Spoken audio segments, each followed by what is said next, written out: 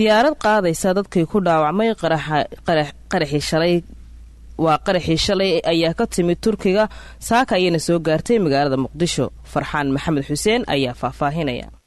dowladda Turkiga ayaa diyaarad sida daawo u soo dirtay Soomaaliya taasi ay ugu talagashay in lagu daaweeyo dadkii ku dhaawacmay qaraxii shalay ka dhacay ex control afgooye ee magaalada Muqdisho isla markaana ay ku dhinteen in ka badan 100 qof. wafdiga diyaaradda la socday oo ay ka mid ahaayeen dhaqaatiir Turki ah ayaa waxa garoonka diyaaradaha ku soo dhaweeyay wasiiro iyo xildhibaano ka tirsan baarlamaanka Soomaaliya. diyaaradda keentay daawada ayaa sidoo kale waxa lagu wadaa inay qaado dadkii ku dhaawacmay qaraxii shalay ka dhacay magaalada Muqdisho oo xaaladooda caafimaad dalka wax looga qaban waayay. safiirka Turkiga u fadhiya Soomaaliya oo goordhow warbaahinta la hadlay ayaa waxa uu ka warbixiyay deeqda daawo ay ugu talagaleen dadkii shalay ku dhaawacmay qaraxii ka dhacay magaalada Muqdisho. safiirka waxa uu sheegay in markasta ay garab taagan yihiin walaalaha Soomaaliyeed isla markaana qaraxii shalay ay ku dhinteen dad fara badan oo ay ku jiraan 2 ka mid ah muwaadiniinta Turkiga. Dün Somali hükümetinin bizden bir yardım talebi oldu. Özellikle ağır olan hastaları Türkiye'ye getirip Türkiye'yi tedavi etmek yönünde bir talepleri oldu. Shalay ya hukuumadda federaalka Soomaaliya waxay noo sii talab ah inaan ka geysano kaalin khaasatan dhaawacyada halista ah kuwa in dibadda loo qaado. Hükümetimiz de bir şekilde buraya büyük bir kargo uçağı gönderdi. Hukuumaddeenana degdega usoo dirtay diyaarad ciidan. Uçaklar birlikte büyük oranda tıbbi malzeme nakledildi. Diyaaraddu sidoo kale waxay keentay qalab caafimaad oo kale. Ayrıca bütün durumlarda ihtiyaç duyulan doktorlarımız buraya geldiler. Sonra waxaa la socday dhakhaatiir. Biz de ulusal medikal kurtarma ekibinden büyük bir ekip şu anda burada. Waxaa kaloo la socday sidoo kale koox caafimaad oo ka socda Turkiga. Dün gece sabaha kadar da ülkemize götürülecek hastalarla ilgili çalışma yaptık. Xalay ilaa waagu ka beriyo waxaan ka shaqaynaynay ama aan soo shaqaynaynay sidii loo diyaarin lahaa dhaawacyada loo qaadayo Turkiga. İnşallah biraz sonra onları ülkemize göndereceğiz. İnşallah waxaan rajaynaynaa waxay kadib in aan waddankeena u qaadno. Ekibimizin bir kısmı burada kalacak. Buradaki tedavi faaliyetlerine yardımcı olacaklar. Tiimka Turkiga ka yimid qaar ka mid ah intay ku hari doonaan si ay kaalin uga geystaan daaweynta dhaawacyada. wasiirka amniga ee xukuumadda Soomaaliya oo asna ka hadlay halka lagu soo dhaweeyay diyaaradda sida daawada ay soo dirtay dowladda Turkiga ayaa waxa uu dowladda Turkiga ugu mahadceliyay garab istaaga ay markasta garab taagan yihiin walaalaha Soomaaliyeed. dowladda Turkiga halka ugu mahadceliyo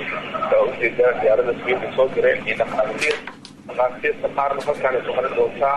oo waxay caawin doonaan dadka waddanka lagu taabinayo qaarna diyaaradda ay noqon doonaan dadka dhaawacay ka qaadi doonaan biidnillah kariim. marka waxaan rabaa sidoo kale halka inoogu faa'iidaysto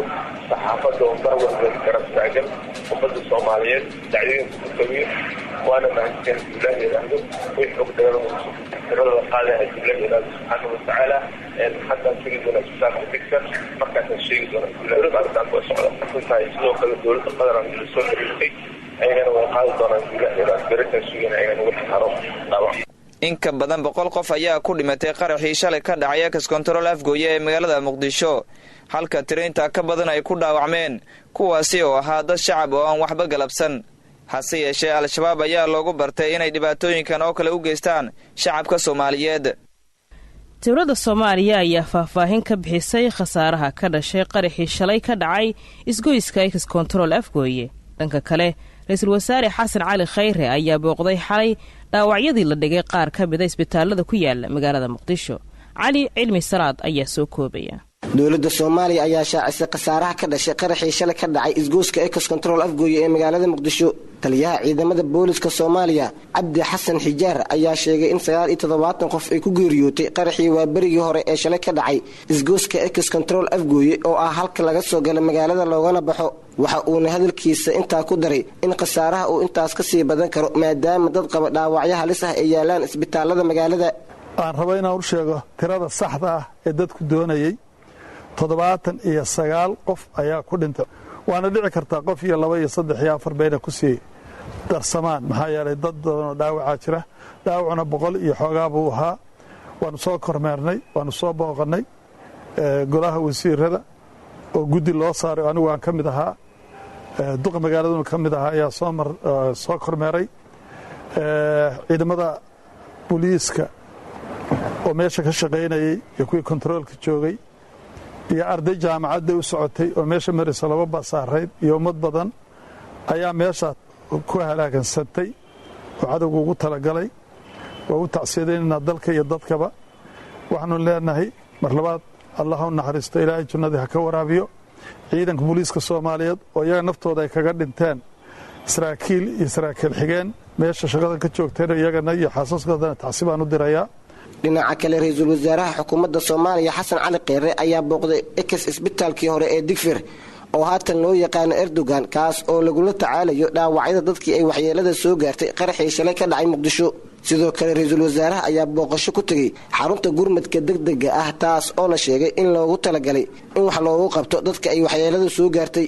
in ka badan 100 qof ayaa geeriyootay halka tiro intaa ka badan ay dhaawacmeen kuwaas oo u badan dad shacab ah oo waxbana galabsan kadib gaari laga soo buuxiyay waxyaabaha qarxa kaas oo ka dhacay isgooska Ex Control Afgooye ee magaalada Muqdisho madaxa xukuumadda Galmudug ayaa ku baaqay in dagaal adag lala galo dagaalamayaasha Al-Shabaab sida warkan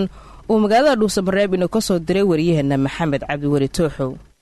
madaxa xukuumadda Galmudug Sheekh Maxamed Shaakir Cali Xasan oo warbaahinta kula hadlayay magaalada Dhuusamareeb ee caasimadda Galmudug ayaa ganacsatada Soomaaliyeed waxa uu ugu baaqay inaysan canshuur aysan siin dagaalamayaasha Al-Shabaab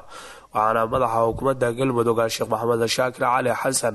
dowladda federaalka Soomaaliya oo ka codsaday inay la dagaalamaan dagaalamayaasha Al-Shabaab maadaama sida uu sheegay Al-Shabaab ay iyagu caadaysteen inay daadiyaan dhiigga dadka shacabka ee waxba galabsanin waxaan leenahay annaguna dhammaanteen aan isgarab dhisanno aan dowladdii ku gacan siino sidii loola dagaalami lahaa tafarruqa iyo waxyaabahaasoo dhan aan ilaalinno midnimada looga adkaan karaa ee loogama adkaan karo khilaaf iyo kala tag iyo kala dheeraasho loogama adkaan karo waxaa looga adkaan karaa in inta la iswaafaqo qofka guriga jooga qofka magaalada jooga qof walba meeshuu joogo oo dagaalkooda oo ka muujiyo waxaan leenahay baaq halkan uga dirahayaa dadka ganacsatada ah ee dhaqaalaha ku bixiya arrintaas oo dhaqaalaha siiya shabaab iyo argagixisada waxaan leenahay walaalayaal ka tooba keena arrintaas xoolihiina ha bixinina waxa aad xoolihiina ku bixinaysaa waa ummadiiniyo saas loo dhammaynayo saqiirada goglan fiiri gabdhaha goglan fiiri hooyada uurka leh oo goglan fiiri dhaqtarka dhintay fiiri oo ummadda halkii ku jiray ummadda aqoon-yahamiinta fiiri walaalayaal dhaqaalihiina ummadda ha ku gubinina ummadda dhaqaalihiina ha ku halaajinina waxaan leenahay dhaqaalihiina yaysa maalinta qiyaama idinku noqonin naar korkiina lagu dharoobo ummadda ha ku halaaginina xoolihiina ha siinina dadka noocaasa xoolihiina ha siinina ha bixinina xoolihiina ku badbaadiya ummadda in kuwaas ay ka badbaadaan xoolihiina ku bixiya kaliya ha ku bixinina in kuwaasi ummadda saas u halaagaan hadalka madaxa xukuumadda Galmudug Sheekh Maxamed Shaakir Cali Xasan ayaa waxa uu ku soo aadayaa xilli shalay magaalada Muqdisho ee caasimadda Soomaaliya oo qarax ka dhacay isla markaana ayaa ku dhinteen dad badan kuwa kalena ayaa ku dhaawacmeen Maxamed Cabdiweli Tooxow idaacadda Kulmiye Dhuusamareeb mahadsanid Tooxow dagaal u dhaxeeya 2 beelasho beeleed ayaa ka dhacay deegaanka Beeyo Dhaadheer oo ku yaala duleedka magaalada Berbera ee Somaliland dagaalkaas ayaa waxaa ka dhashay khasaare isugu jira dhimasho iyo dhaawac waxaana inta la xaqiijiyay ku dhintay 1 ruux halka 6 kalena ay ku dhaawacmeen dadka deegaanka ayaa warbaahinta u sheegay in xiisadu weli taagan tahay cabsi badanna ay ka qabaan Somaliland ayaana weli ka hadlin mas'uuliyiinteeda xiisadaasi ka taagan dowladda Kenya ayaa walaac ka muujisay weerarada Al-Shabaab sanadkan sii dhamaanaya ay ka fuliyeen gobolka Waqooyi Bari Kenya sida warbixintan oo inuu ku faahfaahin doono wariyaheena Maslax Abuukar Xaaji labadii bilood ee ugu dambeysay ururka Al-Shabaab ayaa waxa ay laba jibaareen weerarada ay ka geysanayaan dalka Kenya gaar ahaan gobolka Waqooyi Bari Kenya iyadoona markii ugu horeysay ay bilaabeen weeraro la xiriira in ay afduubtaan shaqaale ka shaqaynayay deegaano ka tirsan ismaamulada waqooyi bari Kenya ee Garissa, Wajeer iyo Mandera. wararkii ugu dambeeyay ee toddobaadkan waxaa intooda badan ay ahaayeen ilaa iyo 2 afduub oo ka dhacay deegaano ka tirsan Garissa iyo Wajeer, halka sidoo kale al-shabaab ay burburiyeen xarun ay lahayd shirkadda isgaarsiinta Safaricom ee ka howlgasha dalka Kenya oo ku tiilay duleedka ismaamulka Garissa. waxaa dadka deegaanka ay cabsi aad u xoogan ka muujiyeen weerarada noocyadooda ay cusub yihiin ee al-shabaab halkaasi ay ka fulinayeen, iyadoona ciidamada ammaanka Kenya ay sheegeen in ay sii laba jibaari doonaan howlgallada ka dhanka ah kooxdaasi ee ay ka fulinayaan deegaanada dhaca xuduudda ay wadaagaan Kenya iyo Soomaaliya. sidoo kale 2 bil ee ugu dambeeyay weeraradii ugu badnaa ee dadka sida weyn ay u hadalhayeen waxaa ka mid ahaa weerar ka dhacay goob ay ka socotay dhismo wado oo ku taala ismaamulka Mandera,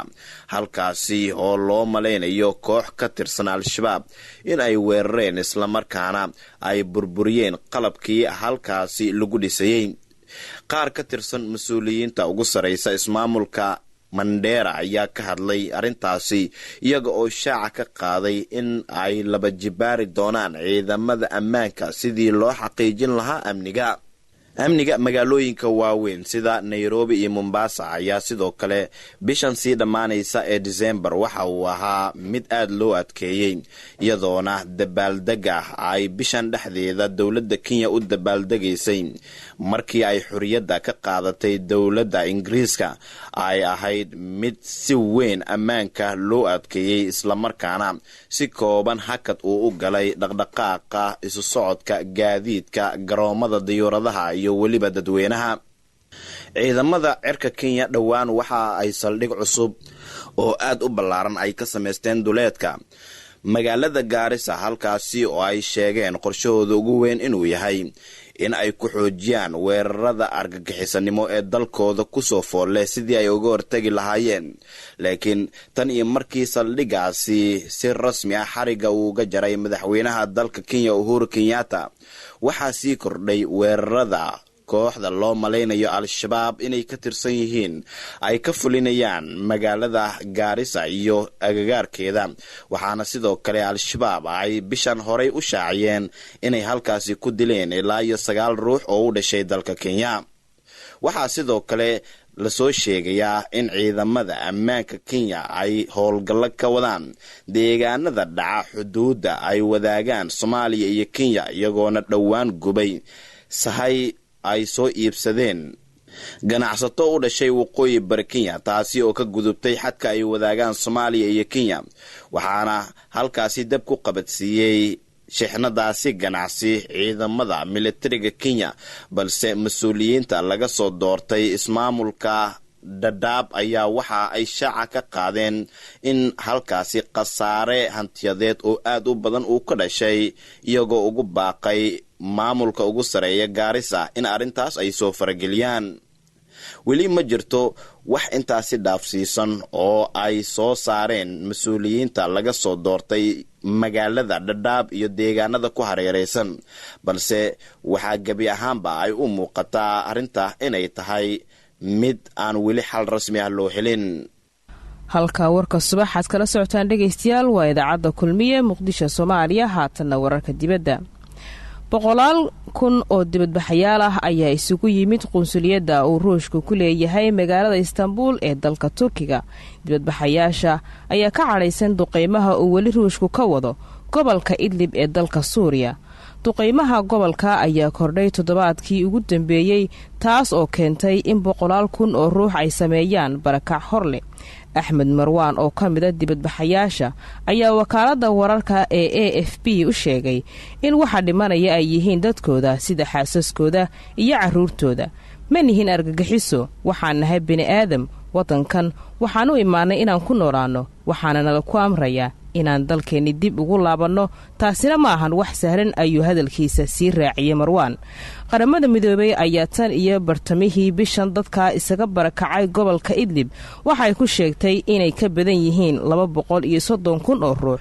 ugu dambayntiina ugu yaraan 28 ruux ayaa dhimatay shilal gaadhi oo siyaabooyin kala duwan kaga dhacay dalka Masar sida ay sheegeen ilaha caafimaadka iyo ammaanka. Dhimashada ayaa korodhay kadib